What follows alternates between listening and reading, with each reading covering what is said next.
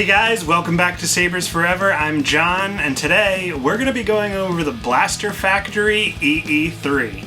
This thing is most commonly known as Boba Fett's blaster, and boy, did Blaster Factory do a good job.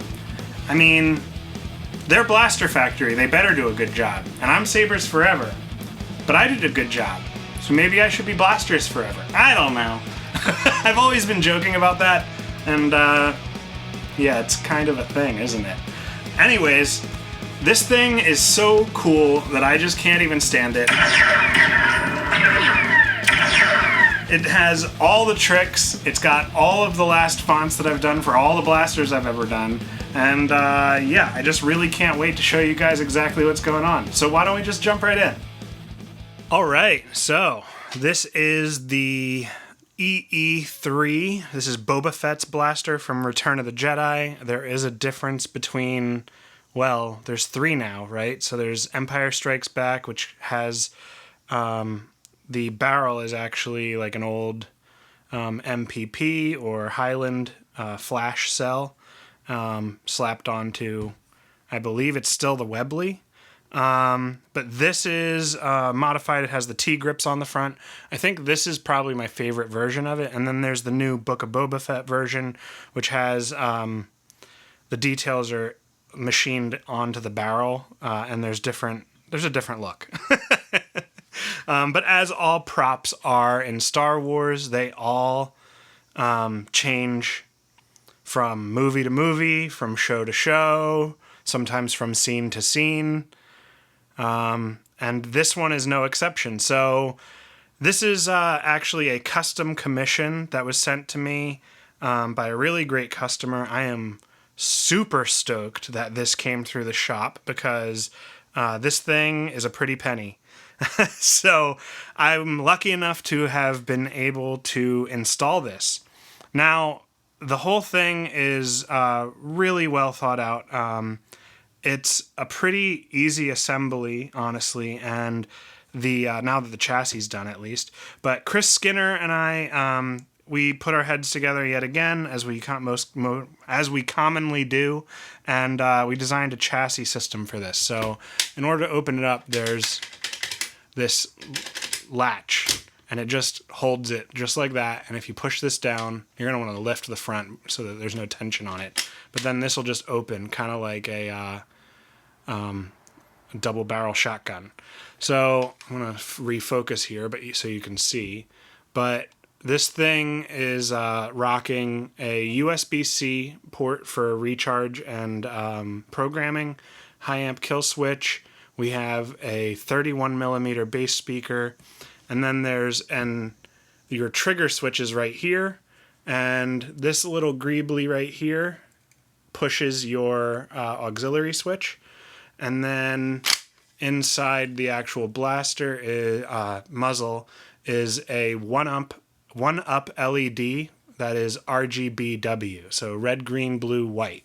Now, I didn't wire up the white LED because I was afraid of it being overkill, and honestly, I'm pretty glad that I didn't do that because it is bright. But it's also awesome how bright it is, as you've already seen. But this thing is absolutely amazing. So there's really no wires coming from here into here anywhere. It's all up in the main barrel. And let's turn this sucker on. So in order to do that, you open it up, you flip the kill switch up. He's no good to me dead.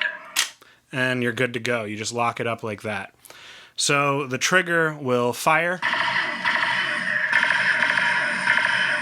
And the first mode, every font on this blaster has 3 modes. So it starts in stun mode, which is kind of weird. But for this font, this is an EE-3 font that I did with help from Jesse from Kyberphonic.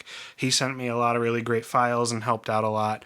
And I did some audio isolation from the movie and the games to try and get this to be something that everyone would consider accurate. So the games, we most commonly see this as a triple burst shot, hence the stun being a triple burst shot. So this has full kill on all modes. There's no stun mode. If you change the mode, you would just tap the screw right here. You get a little notification noise, and now you're in blast mode. This is a single shot, which is actually, this is audio that you would hear in Return of the Jedi. So if you're watching that movie, when he's on the sail barge, these are the noises that his gun is making. Not actually a triple burst in the movies. And then one more. This does not light up the muzzle at all. This is a full auto mode, and this one I thought would be more appropriate to be a flamethrower, so you get the wrist flamethrower.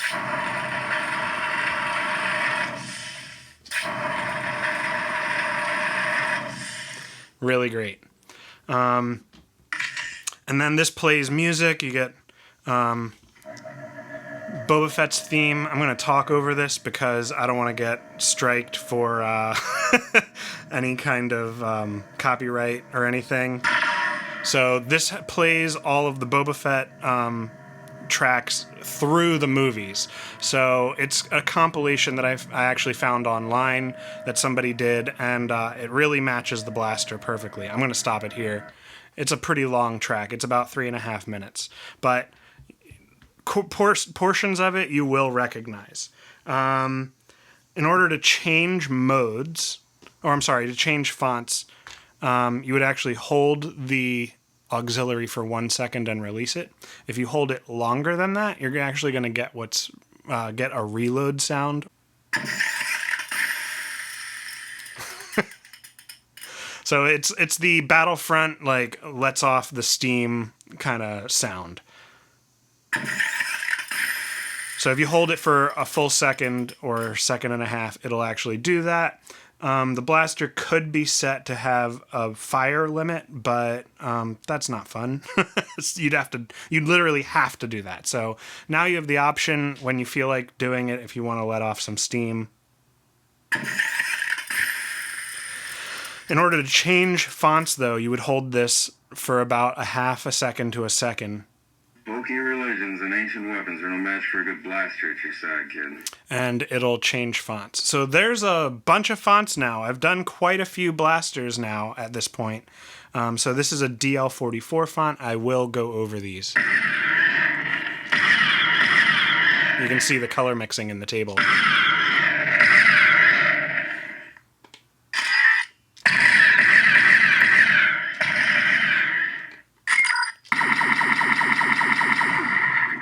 So you get DL44 heavy fire in the stun selection, regular blast, and then an E11 as the auto fire. Change fonts again. You know how to use one of those? Yeah, you pull the trigger. A little bit more to it than that. This is the NN14. Oh, we're in auto. All of the mode shifts are BB-8. So this one's going to be Leia's stun from, I believe, The Last Jedi. Then the NN14. And then a charge shot.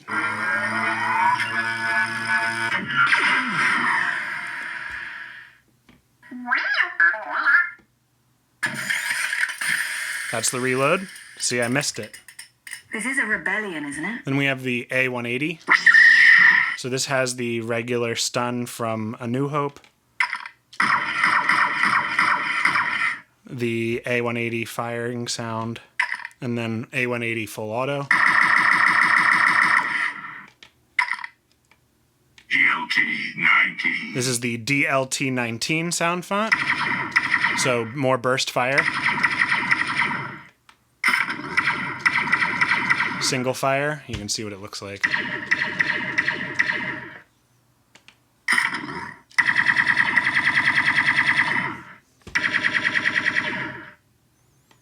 He doesn't seem to take a hint, this guy. This is the Westar sound font that I've done. So the first stun sound is actually the Geonosian Blaster from Episode 2, Attack of the Clones. This was more commonly a sound that was in Star Wars Galaxies or Battlefront.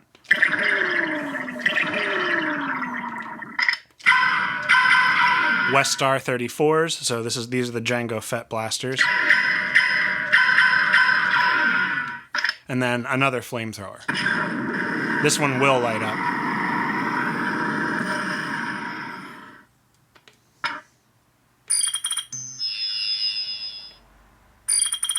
Keep missing it.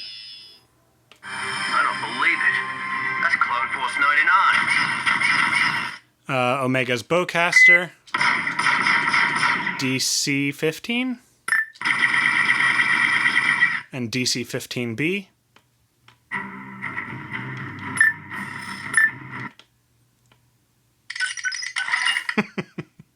Mouth Blaster. Ah, my favorite. The Mouth Blaster. Pew, pew, pew, pew, pew, pew. Pew, pew, pew, pew.